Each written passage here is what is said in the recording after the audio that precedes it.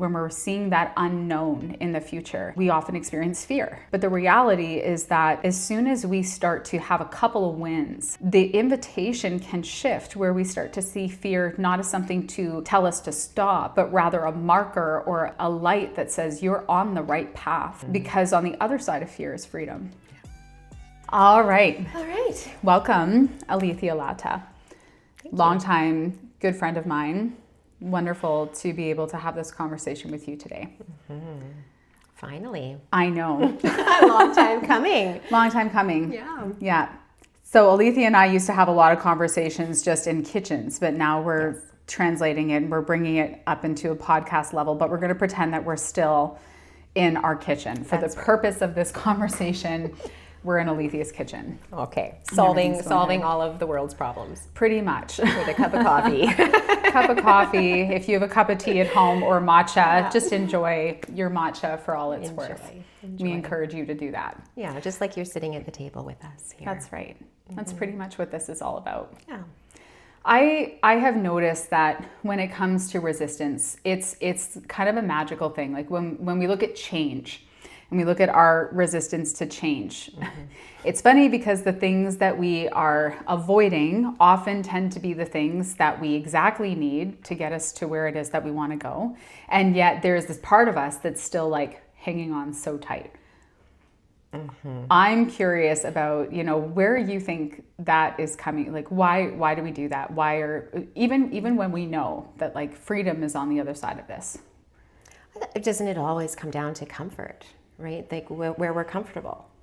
Our nervous system, our set point is like, we know. I feel like we always want to predict. We want to be able to predict what will be next. That's human nature, the nature of the mind, to want to know, to want to be clear, to not have any surprises, and to prepare us for what's coming. But we cling to that so tightly that the comfort becomes more valuable than what might be on the other side, the freedom that might come from that. And, we feel it in our bodies.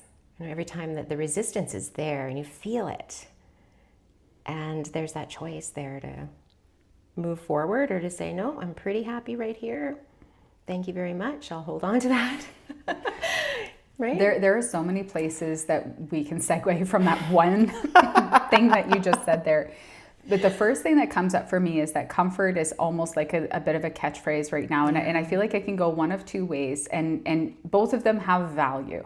The first one is that it is good to allow ourselves to be comfortable and to know what it is to actually be in a stress-free or in a calm state inside of ourselves. Because so often in life, we are pushing ourselves, we are stressed out as mothers, as wives, as partners, as parents, as people in business, as just a human being existing and walking down the street with advertisements coming in. There's so much pressure on us all of the time that we have forgotten what it's like to be in ease.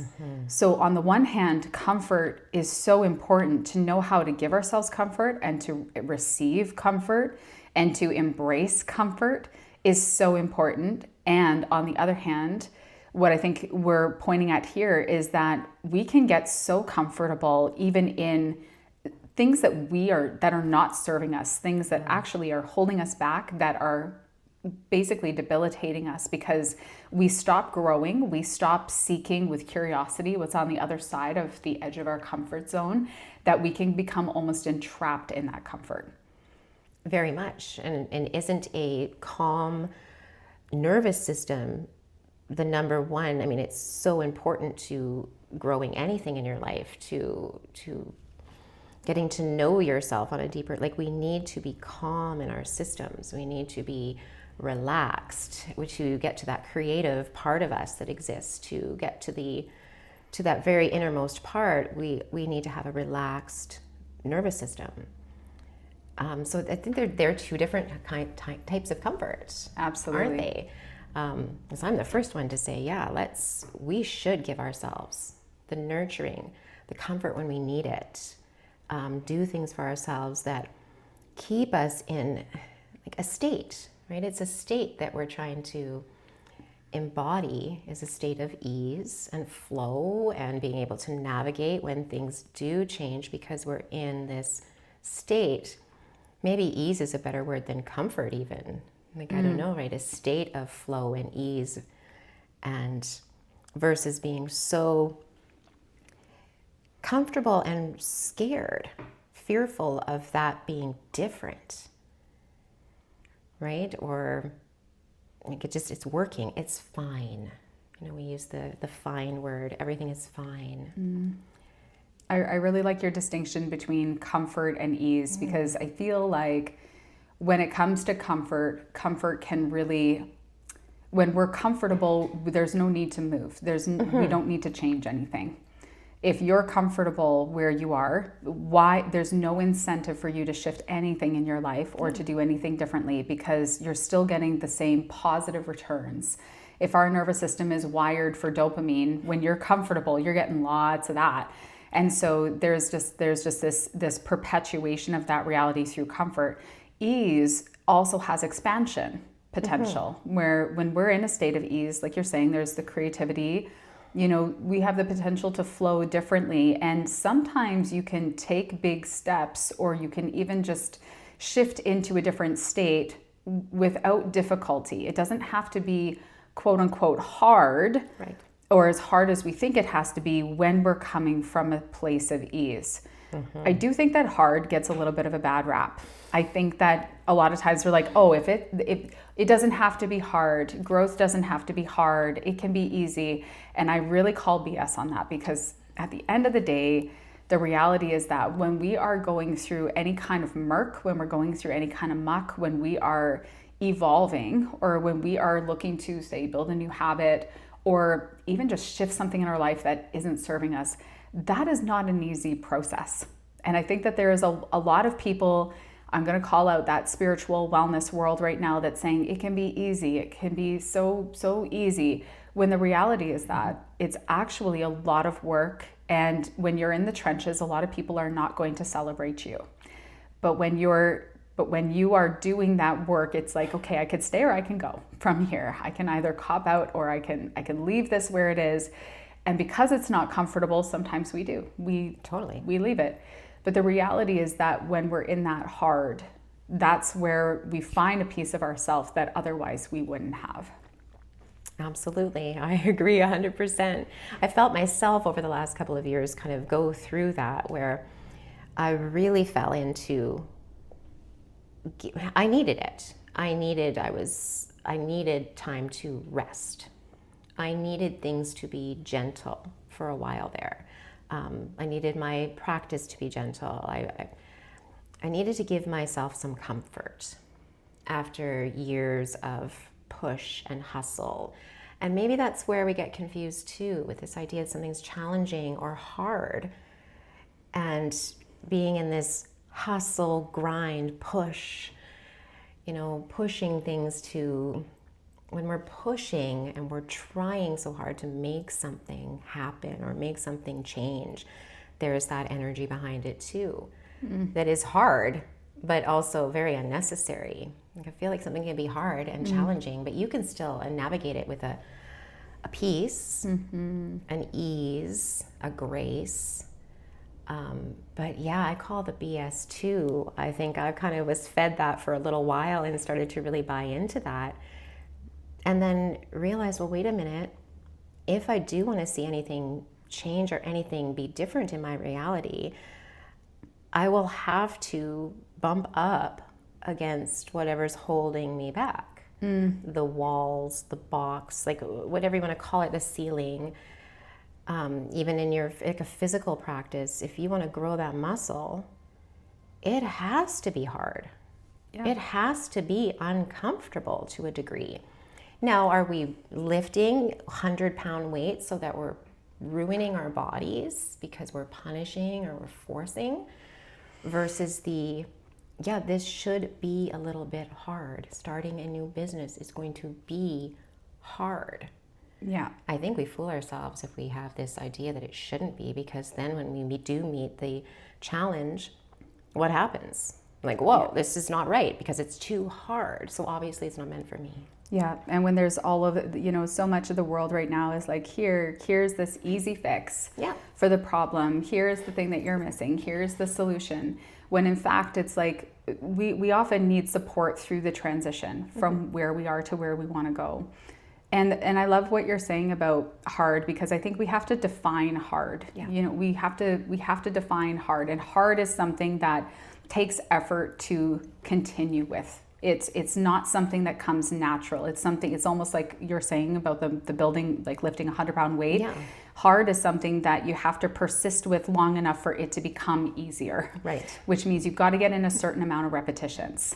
When you first start lifting a 25-pound weight with one hand, to do 20 repetitions with that might be hard. But as you do it day in and day out, and you build some consistency, and your muscle breaks down and then it grows, it's like now you're ready to graduate to another weight level, right? But you'll want to graduate. Yeah, you'll want to graduate. There will always be another level, because we've talked about that before. You want something in your life, and you work hard to get it. And then when it does happen for you, there's more, right? There's like a desire to not be better, but to be more, or to, I don't know, reach a vision, or to fulfill a dream or a desire you've always had. And I think sometimes we fool ourselves too, or we think that wanting more makes us, we shouldn't want more than we have. And there's a lot of talk out there, this hustle, push, and then the opposite, where it's like, oh, everything is fine, just lay back and enjoy the ride. There's value, like there's a place in the middle. Yeah. The other thing that was coming to me when you were talking about hard and how we can do it with a sense of ease and grace is that when we pre-decide to just go on a journey, it's like, I don't want to stay where I am anymore. I don't know what it's like if I were to grow a business, or ask more of myself, or start to believe in myself, maybe, join a sports team, or, start a new relationship, whatever the case might be. We don't really know all of the challenges that are going to come across that journey, but we can anticipate, because we've seen other people grow businesses and we've seen other people start relationships, that we are going to experience some level of difficulty. And if we were to make agreement and say, I'm willing to go on the journey, and whatever the difficulty is that's going to come up, I'm willing to meet it with the best of my awareness as I go through it, for the sake of not the end goal, but for the sake of the journey and who I become in the process. That really changes how you perceive those challenges when they arise. Because we were on a walk this morning, and Alethea and I were talking about how this whole experience of, when we are going on a journey, or when we're seeing that unknown in the future, we often experience fear. And fear can either be something that, initially fear is something that holds us back. Fear is a marker of danger. It's acknowledging threat. And in this instance, we don't have a bear chasing us. So it's really just telling us that there is an unknown on the other side. And we don't know who we are when we're not where we are right now. We don't know who we are if we were to meet these challenges, or if we were to take these opportunities, if we were to take these risks that we perceive in life. We don't know who we are on the other side of that.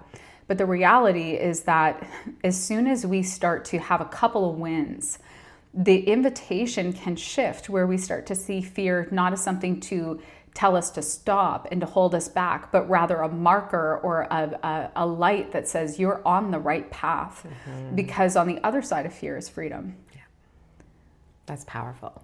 It's such a powerful shift in your mind. Powerful, because the fear is, that's what I was saying this morning, is I know in my experience that, I want freedom.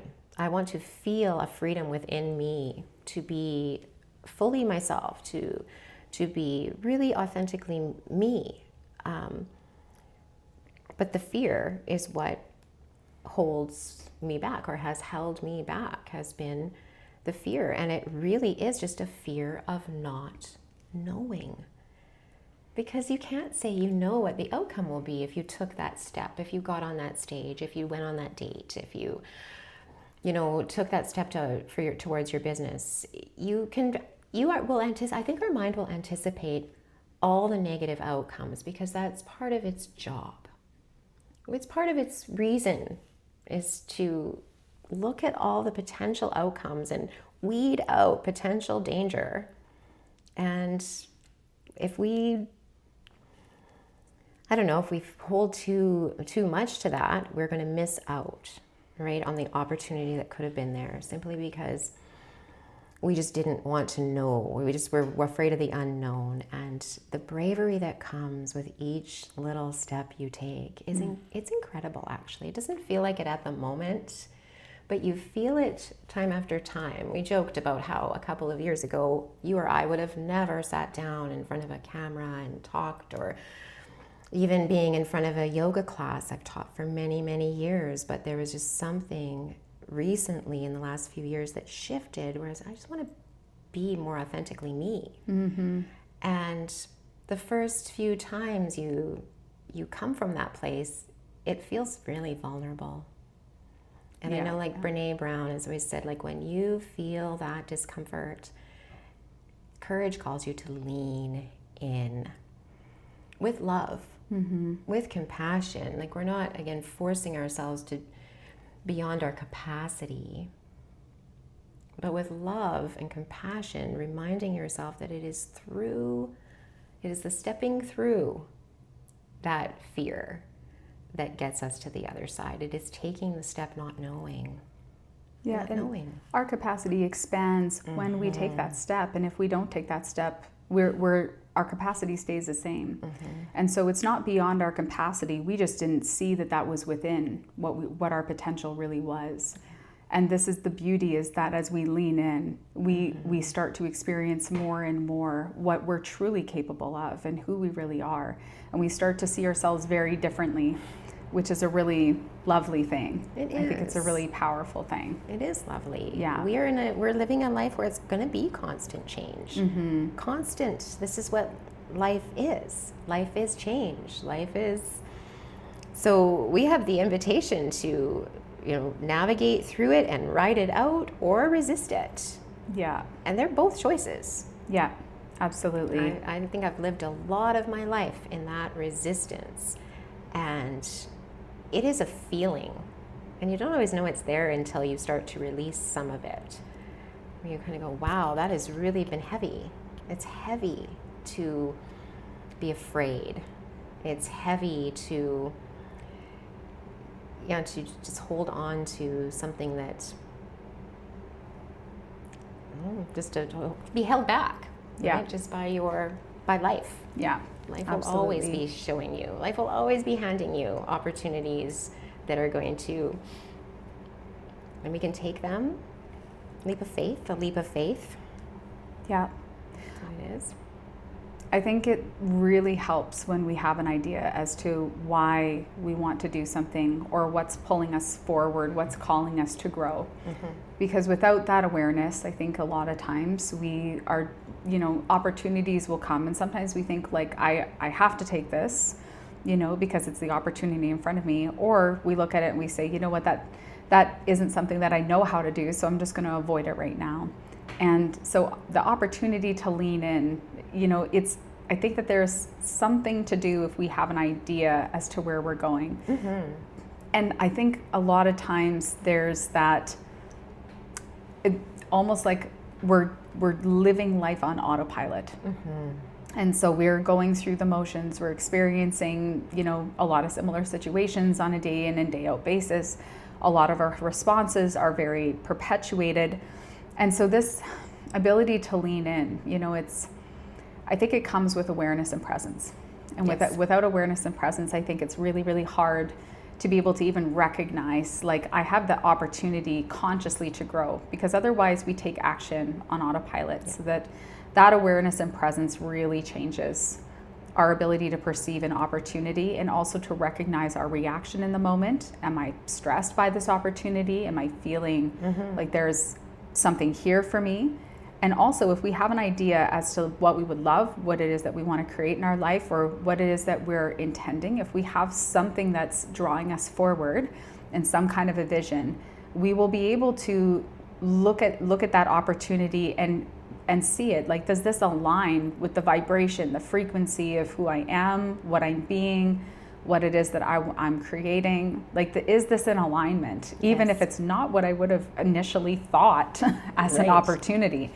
So there's a lot there. There's a lot of perception there that starts to change when we start to look at things from awareness and consciousness rather than our preconditioned mind and how it's perceiving things, because it's got a lot of ideas about how we're supposed to show up and what it is that life is supposed to look like. And you know, we look at the people around us, and even though we know that comparison is the thief of all joy, we inevitably are comparing ourselves in order to understand, like, am I on track? Is everything going well? You know, rather than checking in from the inside and saying, am I on track with what I designed for myself? Am I on track with what I would love in my heart to be living into in this moment? Am I on track with my own values and my own aspirations for myself, whether anybody else has a say in this or not? Am I on track with that? And that's a very different orientation to ask a question from. Yeah, and I think you see the opportunities, even if there's fear behind them. It changes your perspective in looking at that or feeling that fear too, because you may hopefully begin to see it as a stepping stone or a way through. We can look at that and how do we know though, right? Many of us start on this journey, and many of us as women, we don't have a lot, we don't necessarily have a practice where we are turning inward. Life is very busy, it's very noisy, like you said, so it's about creating two moments and time for ourselves so that we can start to really feel when the resistance, when the fear is present.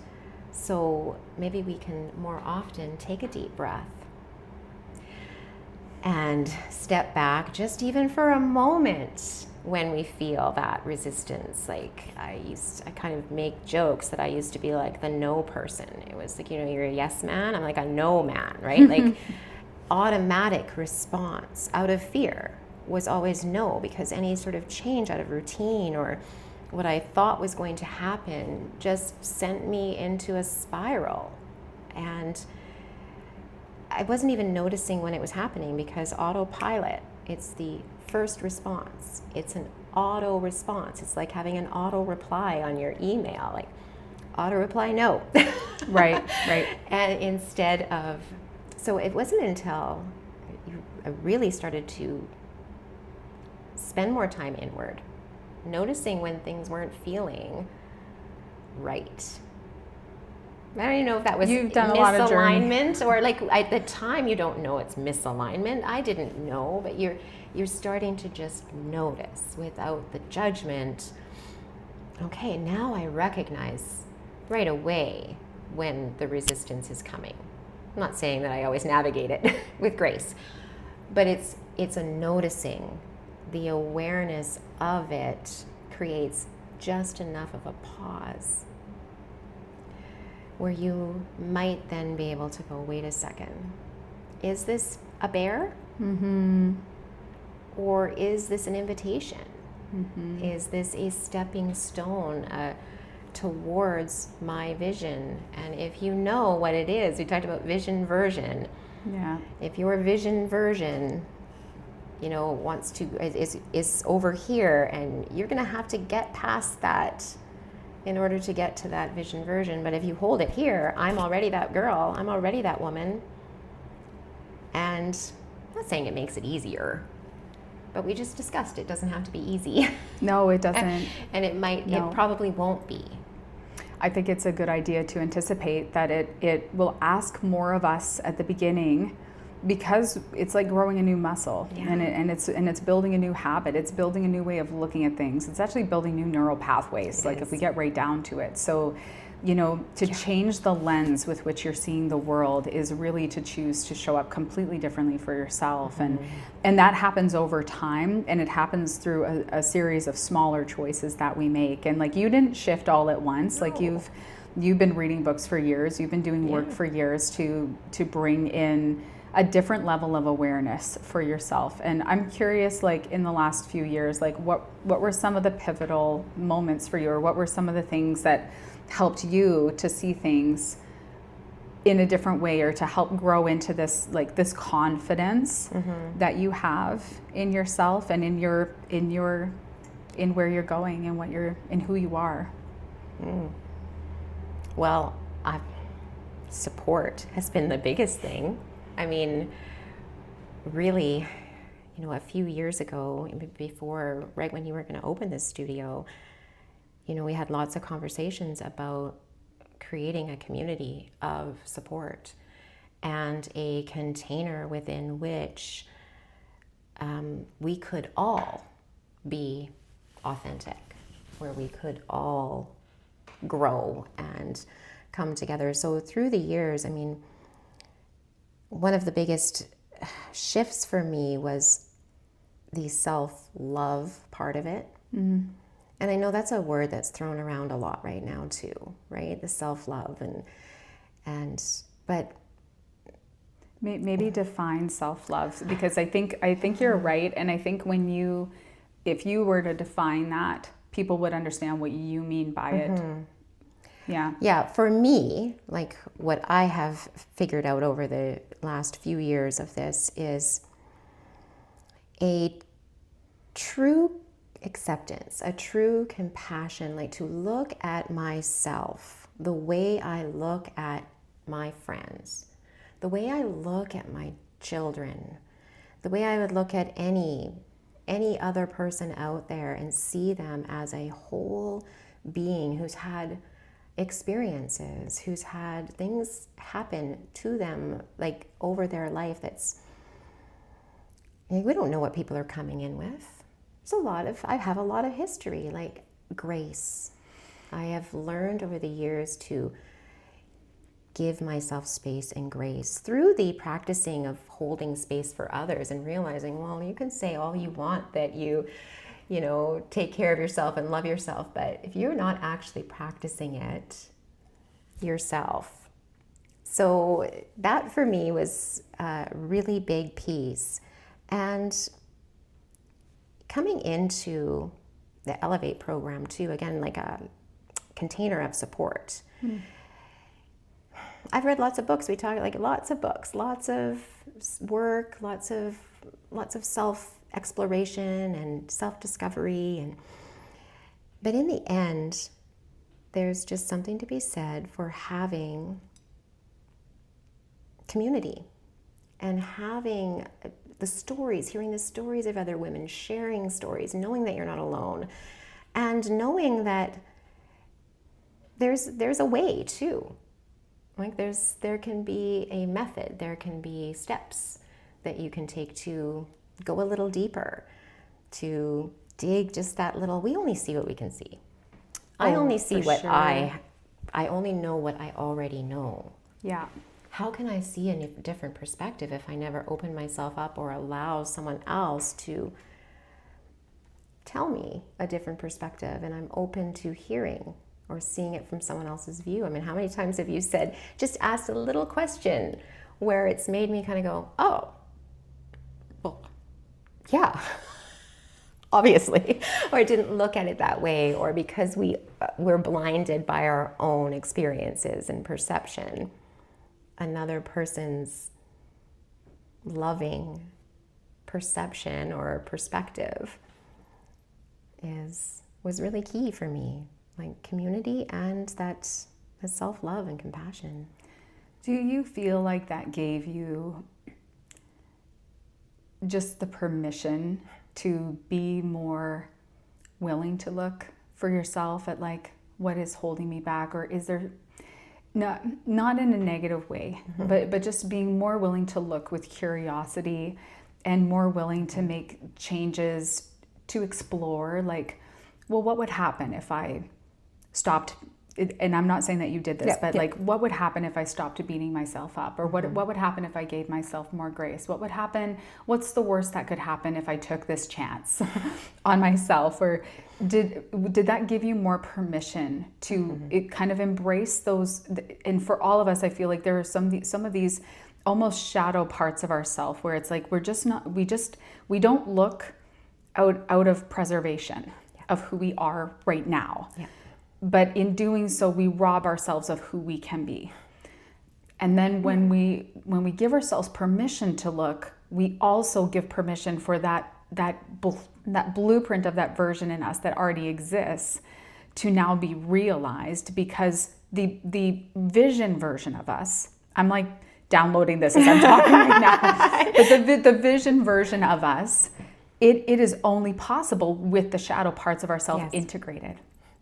We can't actually get to that version of us if there are parts of ourselves we're still not willing to look at, in a sense. And I don't mean like we could never get there, but there's just so much to be said for giving ourselves the permission to gently and lovingly start to integrate and embrace these pieces of us that, for all intents and purposes, we might be ashamed of, afraid of, might have sadness around, might feel like we missed opportunities, might feel like, you know what, I'm not enough in this part of my life, or I'm a failure. And we look at those things from a new place of love, compassion, like true love, and just say, you know what, I'm always going to have a part of myself, as long as I'm in a human body, I'm always going to have a part of myself that might feel not enough.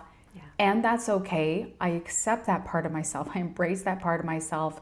And I'm willing to say that in this moment, I'm enough the way I am. And from here, I can also grow into holding more capacity for myself. And I love what you said about the shadowy parts, because, you know, we've all heard about the shadow work and what that means. But I remember having a session here, the very first session we did, and part of it was going through like the roots and the darkness. And I remember having the thought at that moment, I'm not going there. Like there was such a clinging and identification with perfection for me growing up, and this identity that I had to hold onto about being perfect, being, you know, not necessarily the best, but being better, and not making a mistake, and not like just the fear of embarrassment or the fear of vulnerability. And a lot of it has had to do with being able to see and accept all of those parts, and looking at some things that did cause some really uncomfortable feelings, and some, you know, you mentioned even grief, like, or forgiveness, right? These just there's a lot going on in there. There's a lot going on in there. There really is. And we have a lot of parts of ourselves from the very beginning of our life that were pushed down, that were rejected by whoever, whether it was a parent or whoever it was, rejected some part of us. And because of our need as humans to belong, we shove that down. We change ourselves. We adapt and morph and become these chameleons. And I laugh now I think of myself as a chameleon all my life, like just blending in to whatever group I'm with. I'll just believe what these people believe, wear what they wear, and therefore I'll belong. And how often then are we shoving, just every time we do that? We're pushing away these true, authentic parts of ourselves. And it is those darker parts often, the parts that we pushed away, that they're not bad things. Often they're like our latent creative possibility. It lies in those shadows. Whether we were like you talk too much, right? You talk too much. And then we like stop, okay, I'm going to stop talking because clearly it's making people uncomfortable, or right, I don't fit in when I'm babbling like this. But yet that very well could be your gift to the world, is your ability to talk and speak. But a part of you when you were young is like not acceptable. And you're talking a lot about the conditioning right now that we go through, and how that can shape us and give us those reservations about showing certain sides of ourselves that really are authentic, which is so powerful, because I think that's a big thing that many of us we have that. We might even know it. We might even know that it came from somewhere outside of us and that it's not ours. And yet it's like, how do I break that? How do I live out? How do I go beyond that? And one thing that is really profound is that so much of what that feedback is from the world, like the world will always be giving us feedback on what it thinks about us. And a lot of times, it's like that feedback is always just a sign of someone else's preference. It doesn't actually inherently mean that it's good or bad or right or wrong, but we might interpret it that way based on how the feedback comes through. And nowhere in that does it take into consideration, who am I authentically? Nowhere does that feedback ever give a value judgment, nor could it ever give a value judgment on what's authentically true for any one of us.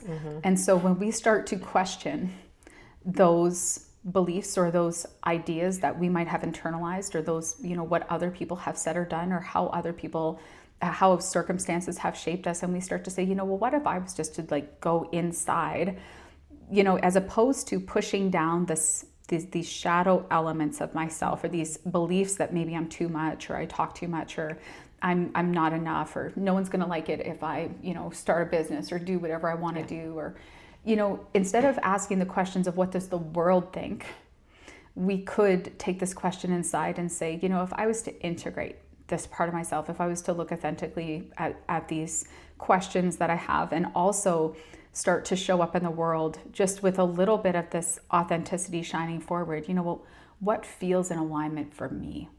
What feels in alignment with my heart and my soul? And that is a very different way to navigate life, not from the outside in, but really starting with yourself, your heart as your ground zero, as your baseline. I think that changes everything. And the awareness there is so different, because it's no longer looking for feedback of right and wrong, good and bad. Like, we'll always be getting feedback in, whether we want it to or not. But now we're at a place where we can start to discern, am I going to let that feedback change my behavior? Or am I going to behave in a way that is in alignment with my heart, knowing that feedback is out there? What am I going to do? And now we have the ability to form new pathways and new patterns, and to live in a way that can truly take us anywhere we want to go. It's not available before that, though. It is not. It is not. There's no amount of methods or books or whatever you could read or do that is something that has to come first. Yeah. And I think it also helps us become much more compassionate towards others too, right? When we start to see those parts of us, often those parts of us too that do fall into the shadow, they are what is running the program, right? They're running the program behind the scenes. It's those things we're not aware of that are influencing our decisions without us even being aware that they're influencing our day-to-day decisions. So I think as we start to see that about ourselves, we can also start to see that in other people, and start to see that so many of our reactions towards other people are coming from what is not integrated in ourselves. We talk about being annoyed or triggered, and, not my favorite word, but appropriate. Yeah. Or poked. I like to think about we're getting poked. I think it's Michael Singer talks about the big thorn. Yeah. How it's then you start to cover it up and build a tent around it, when you could have just plucked it right out, but instead we want to protect these parts of us and keep them covered up and tender, and realizing that every time that gets poked, we have a responsibility to, there's something going on in us that's hurting. If it's getting poked and hurting, chances are there's a source. And it's not the finger that's poking. No. Or the wall you bumped into, right? It's the source. It's there. Yeah, I really love what you're saying, because I feel like, people can say things, or things can happen, and the response is ours, like the reaction that comes up is very much, there's something in us that it's bumped up against. And it's, if we didn't have that thing in us, whatever it is, and through no fault of, like, it's not a blame game. It's really, maybe there was a circumstance, or maybe it just goes against your human nature in some way, whatever it is.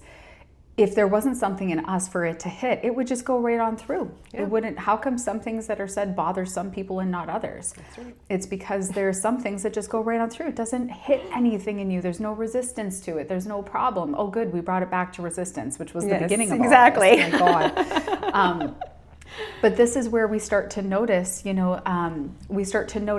there's something in me that's getting inflamed, for lack of a better word, by what is happening, or by what I'm hearing, or by what somebody is saying, it's truly in me. And yes, we could say that the other person said or did something, maybe it was untowards, whatever the case might be. At the end of the day, though, there's still something in you. Yeah. And so that is information that we can do something with. We can choose to look at that. We can choose to say, where is that hitting in me, or why is that so uncomfortable, or why did that hurt? Just to understand ourselves better. And I love what you said about compassion, because I feel that's the thing, is when we start to grow ourselves, when we start to develop more of this self-love and compassion for ourselves, where we start to see ourselves from a place of humanity. Yes. We start to see ourselves as a human being the way we would anybody else, just like you said. Then at that point, we have this invitation now to look outward and say, you know what, I'm surrounded by humans just like me. I'm surrounded by people who are not perfect and who are doing the best that they can with, as one of my coaches says, with the level of awareness that they have right now. Right. And this is really important information, because then we soften. It's not like that person's out to get me, or that person, intentionally said that hurtful thing, or that person isn't aware. Maybe at this moment that's the best that they can do. And also, they're perfect just the way they are. Yeah. Any desire for anything outside of us to be different is just showing us something that we still can integrate in ourselves as well. Yeah. So that's the invitations just continue to compound. Yeah. So I'm curious, because we're getting to time here. Is there, if there was just one message that you would share with the She Rises audience today about resistance, or embracing change, or personal growth, what would you? Resistance is futile. Okay. I agree. Watched a lot of Star Trek and whatnot. I agree. Mine would be to lean in. To lean in. When you feel the resistance, when you notice that this has been so key to me, and compassion first, because I do actually think that plays a big role. I used to think as long as you were being compassionate towards others, you were doing your job. But I realized I wasn't even being fully compassionate to others, because I wasn't offering that to myself. So I thought I was fully accepting and allowing others to be as they were. But until I really started doing that to myself, then I noticed a real shift in how I was seeing other people too. Also how you are treated when you really do offer yourself that compassion. But yeah, with resistance and fear, I think it's about the noticing with the love. Just that observation. Take a step back, sit back in the seat of your soul, so to speak, and just notice it. It's not a bad thing. I used to think about it as bad, right? If you felt resistance or fear, anxiety, those are bad things that we don't want to feel. But you said something earlier about like signposts, markers, invitations, that showing resistance. You the way to go. Yeah, that resistance is probably like, we want to be free. Then every time we feel that resistance, it's hard at first, because you're like, wait a minute, it's on me? Like, I don't really want that. I'm responsible for my own happiness? Yeah, right. What? Comes back to I don't that. want it. But then you do. And then it's like, oh, like you said in your very first podcast, that moment of realization, thank God it's up to me. Right? Thank God that I get to see this fear and resistance as an opportunity to know more about myself, to cultivate courage, and to potentially to be more than I ever thought I could be, to have more happiness and more joy in my life than I ever thought was possible. Not because things are perfect, but because the resistance isn't there. Yeah. It goes right through. And you can, the best way to navigate change would be to be able to ride it, let it happen without putting on the brakes. Yeah, in Think and Grow Rich by Napoleon Hill, he talks about a business owner in that book who, it didn't matter what happened in the business, somebody would come to him with a problem or this is a disaster, or and he would just say, that's good.